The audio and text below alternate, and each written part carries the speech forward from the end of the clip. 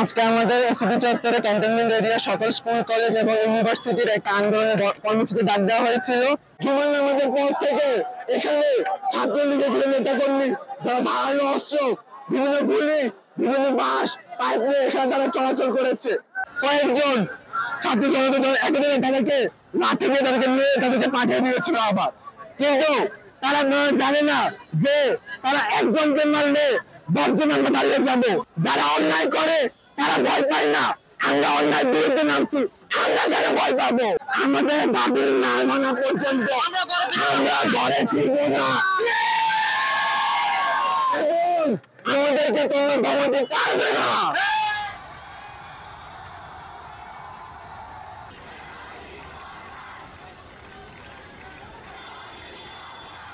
আমরা শিক্ষার্থীরা শুধু লাঠি নিয়েছি, এই লাঠির ভয়ে তোমরা টাইম পেরেছ।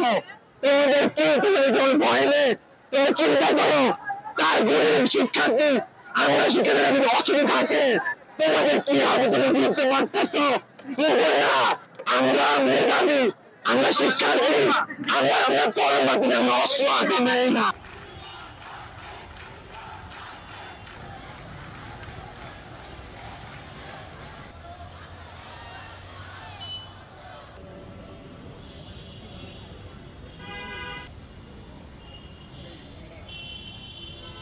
আমরা আওয়ামী লীগ, যুবলীগ, ছাত্রলীগ বিভিন্ন মোড়ে মোড়ে সারা দেশে হাইকমান্ডের নির্দেশে আমরা অবস্থান নিয়েছি। এই সরকার ছাত্রদের দাবি দেওয়া মেনে নেওয়ার পরেও একটি উচ্ছৃঙ্খল মহল, একটি চিহ্নিত মহল, তারা এই আন্দোলনটাকে পুঁজি করে বিভিন্নভাবে বিভিন্ন রকম উস্কানি দিয়ে সারা দেশে হত্যা, জ্বালাও পোড়াও, নৈরাজ্য, আতঙ্ক সৃষ্টি করছে। আপনাদের পিছনে সিটি কর্পোরেশনে 45টার মতো গাড়ি জ্বালিয়ে দিয়েছে। 8 নম্বর জোন যেটা এখন 4 নম্বর অঞ্চল, ওখানে প্রায় 50-60টা গাড়ি জ্বালিয়ে দিয়েছে। আর মেট্রো রেল তো দেখছেনই, যেটা আমাদের স্বপ্নের একটা মেট্রো রেল, এটাকে জ্বালিয়ে দিয়েছে। আমরা রাষ্ট্রীয় সম্পদ রক্ষার জন্য, আমাদের নিজস্ব এলাকাকে রক্ষা করার জন্য, ব্যবসায়ীদেরকে রক্ষা করার জন্য আমরা এখানে অবস্থান নিয়েছি, যেন কোনো রকম সন্ত্রাসী, কোনো রকম বিএনপি জামাতের মাস্তানরা কোনো রকম ক্ষয়ক্ষতি করতে না পারে। 14তে 18তে সারা দেশে কিভাবে জ্বালাও পোড়াও করেছে এটা আপনারা জানেন।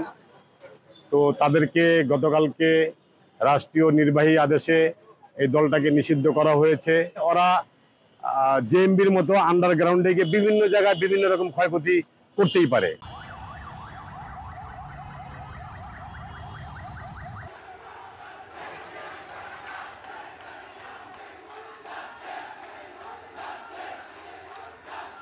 আমাদের 9 দফা দাবির একটাও মানা হয় নাই। শেখ হাসিনা গতকাল বলেছেন যে আমাদের সব দাবি মেনে নেওয়া হয়েছে, কিন্তু আমাদের শুধুমাত্র একটা দাবি মানা হয়েছে, সেটা হচ্ছে কোটা সংস্কার। সেটা সংস্কার করা হয়েছে, বাকি 9 দফা যতগুলো আছে একটাও মানা হয় নাই এবং গতকাল পর্যন্ত গণগ্রেফতার চলছে।